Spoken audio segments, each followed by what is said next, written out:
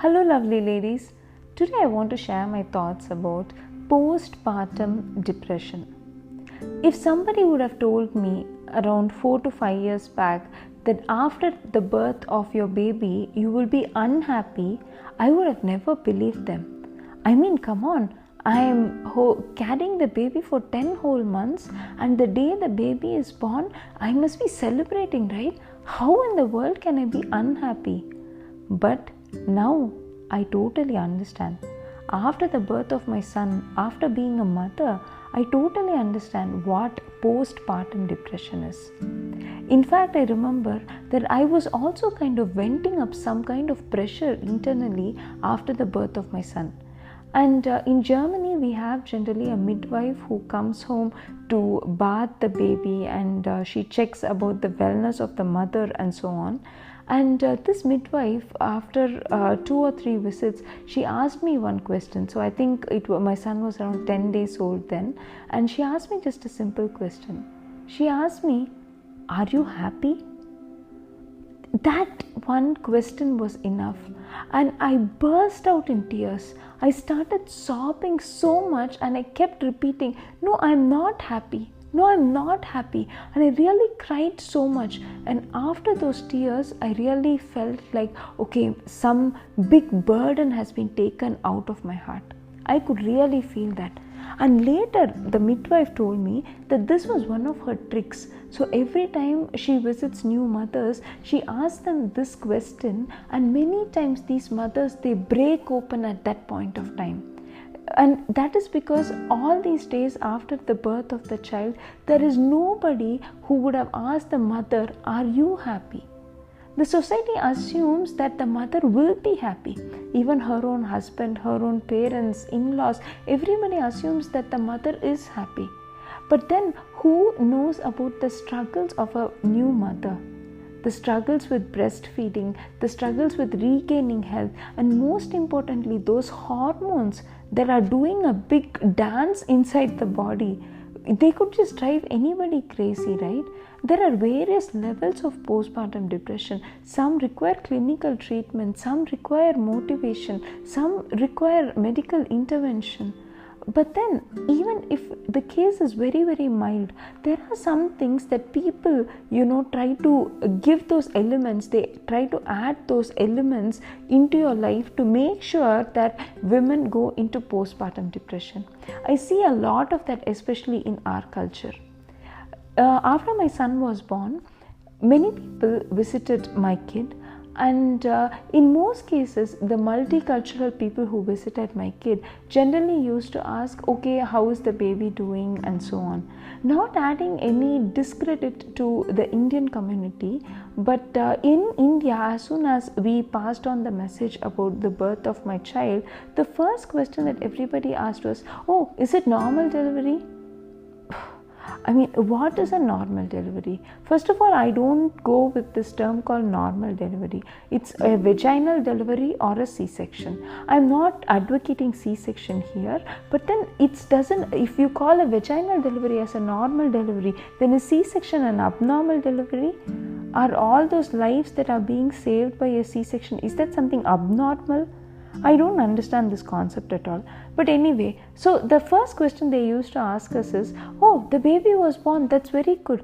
Is it normal or C-section?" Okay. And then when my husband would say, "Oh, it's C-section, but she's doing fine, she didn't have any trouble. Both the mom and kid didn't have any trouble, they're doing fine." And the next immediate thing they would say is, yeah, what is the big deal in C-section? It's easy, it's nothing big." How can people come up with such insensitive comments? And then the immediate next statement would be, yeah, C-section will be okay now, but later she will get back pain. I was so irritated that I wrote a post about how the C-section went on very well, and I'm completely happy with the delivery, and I sent it across to a lot of people, hoping that would really, try to keep their mouths shut. That's exactly what I did. But I hate this kind of a judgment that is passed not only on me, but in general we have that in our society. As soon as somebody says that, okay, a baby is born, the next immediate question is, normal or C-section? How does it matter to you? In which way the baby came out? How does it matter to you? Why can't you just be happy for the baby and the mother? Why do you want to know about the type of the route that the baby took to come out into this world? And how does that add any value that you, when you know this answer, what value does that add to you? And the next immediate thing is going and shaming the mother, saying that you did something abnormal, you did C-section, that is just for lazy women, that is just so easily done, and you will get back pain later. I mean, stop these myths, guys. Just stop these myths. It's so irritating, especially as a new mother, extremely irritating. And then there are other people who say, oh, you know, that girl, after the baby was born, in one day, 11 hours and 23rd minute, she started producing milk. But you know, you have taken one day, 12 hours and 43 minutes. Why is the milk still not coming?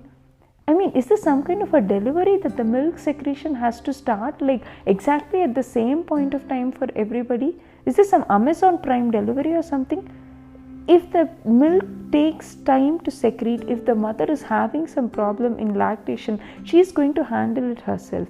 Why do people have to pose such ridiculous questions? And the point is, so these kind of questions create a peer pressure, and in turn the mom starts feeling depressed if she is not able to produce milk, if she is not able to lactate. And already in C-section she might be, she might have hoped that she wanted to have a vaginal delivery, and then with the C-section maybe she's already under depression. Why keep adding fuel to the fire?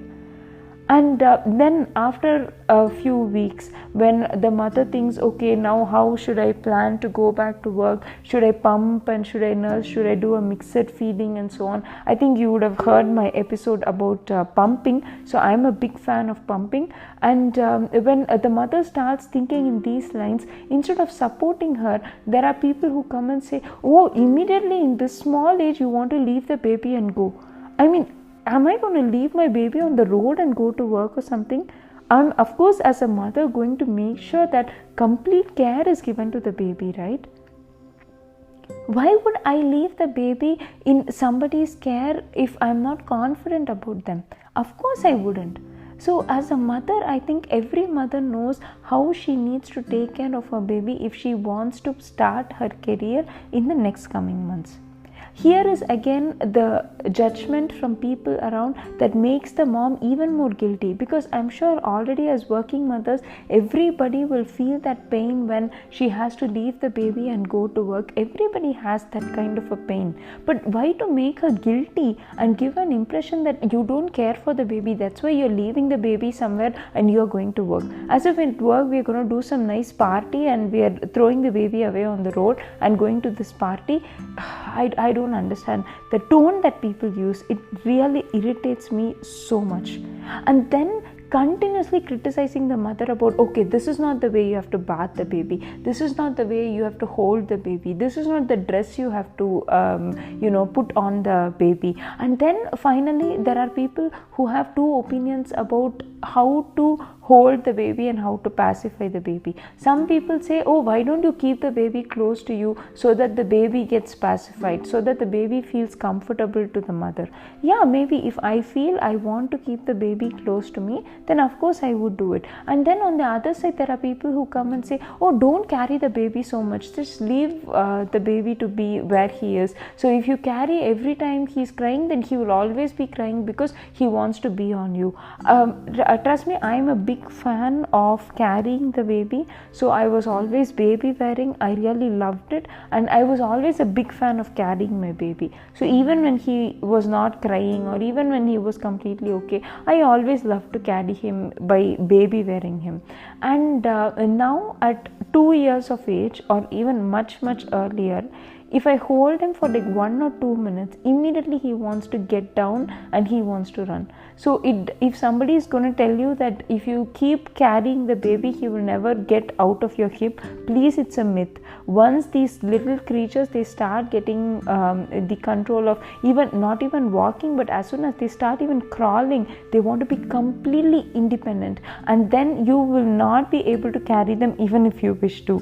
So if you are a fan of cuddling your baby, baby and always squeezing him just like I did, then yeah, please do baby wear as much as possible. But the point I'm trying to make here is the judgments that people make, right? And finally they think that if the mother comes out and says, okay, I feel very bad, I feel depressed, I'm feeling it very difficult, I'm losing sleep, I'm unable to breastfeed, if she comes out with some things like that, then immediately what everybody says is, you are such a selfish woman, how can you be not happy, how can you say that you are unhappy, you look at the baby's face, if you look at the baby's face itself, it will give you happiness.